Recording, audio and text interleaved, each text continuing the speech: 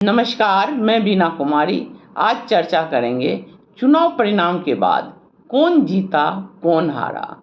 कोई जीतकर भी मायूस, कोई हार कर भी खुश, तो जीता कौन। चुनाव परिणाम के तुरंत बाद अयोध्या के लोगों को गाली दी जाने लगी, यूपी के लोगों को गाली दी जाने लगी। यह गाली खासकर एक खास धर्म के लोगों को और एक जाति विशेष को निशाना बनाकर दिया जाने लगा। 99 सीट जीतने वाला खुशी मना रहा था। मोदी जो अब तीसरी बार प्रधानमंत्री बन चुके हैं का खेमा मायूस था। आखिर मोदी का खेमा जीत कर भी क्यों मायूस था? क्यों जनता जनार्दन को गाली दे रहा था? आखिर इस चुनाव में कौन हारा कौन जीता? क्या राहुल जीत गए जो खुशी मना रहे थे? क्या मोदी हार गए जो मायूस थे? या इन दोनों को छोड़कर देश की लोकतंत्र और संविधान जीत गई? या इस महान देश की महान जनता जीत गई? अब जबकि चुनाव की अंतिम परिणति सरकार बनाने की प्रक्रिया पूरी हो चुकी है, एक अवलोकन इस चुनाव के परिणाम और जनादेश में छुपे संदेश को करने का प्रयास करते हैं। मोदी जिस आक्रामकता से इंडिया गठबंधन को बनने से पहले ही तोड़ना शुरू कर दिए थे, अति आत्मविश्वास में 400 पार का नारा देते रहे। मीडिया पैसा और पावर के दम पर चुनाव जीत लेने का अभिमान जनता ने खारिज कर दिया। जिस तरह भाजपा से अधिक महत्वपूर्ण मोदी ने अपने आप को मान लिया, भगवान का अवतार होने का दंभ भरने लगे, लोगों को इस सब से घोर निराशा होने लगी। उत्तर प्रदेश में खासकर भाजपा के उम्मीदवार भी निश्चित थे कि मोदी मतलब जीत की गारंटी।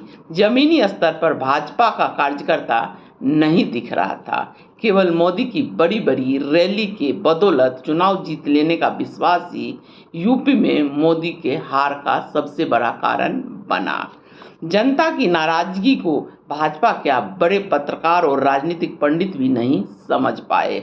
10 साल से शासन कर रहे मोदी कभी रोजगार महंगाई की बात नहीं करते थे।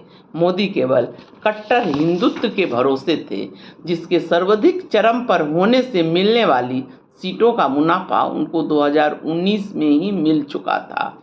5 केजी राशन जैसी योजना को वह यह साबित करने में रहे कि वो अपनी तरफ से गिफ्ट दे रहे हों जनता को। सामाजिक सेवा जैसी योजना पर उनकी सरकार ने कभी 22% से ज़्यादा खर्च नहीं किया। इतनी ही रकम कांग्रेस की मनमोहन सरकार भी कर रही थी, पर इसका ढोल ज़्यादा पीटा जा रहा था और वास्तविक उपलब्धियों का ढिढोरा मीडिया के माध्यम से पिटवाया जा रहा था। शिक्षा और स्वास्थ्य जैसी बुनियादी क्षेत्रों में खर्च में किसी तरह की कोई बढ़ोतरी नहीं की गई। हमेशा उपलब्धियों को बढ़ा चढ़ाकर पेश किया गया।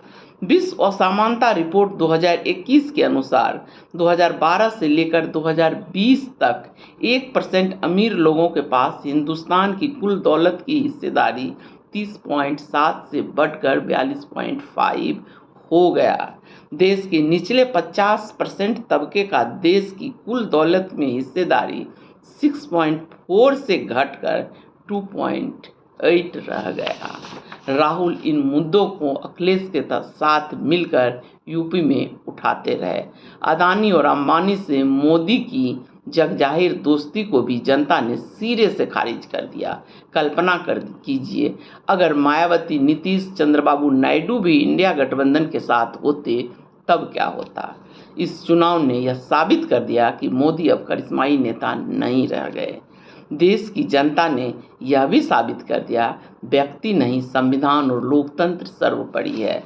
जनता ने कट्टरता को खारिज कर दिया, नफरत को खारिज कर दिया। याद कीजिए, अयोध्या ही नहीं बल्कि पूरे देश में कल्याण सिंह और भाजपा को बाबरी विध्वंस के बाद खारिज कर दिया गया था। अमन पसंद हिंदुस्तानी न तो किसी तानाशाह को पनपने देगा, न ही नफरत को। जनता की राजनीतिक चेतना ने इस देश को रूस, चीन और बांग्लादेश जैसे तानाशाहों के राह पर जाने से रोक लिया। सच में जीत तो लोकतंत्र की ही हुई। धन्यवाद।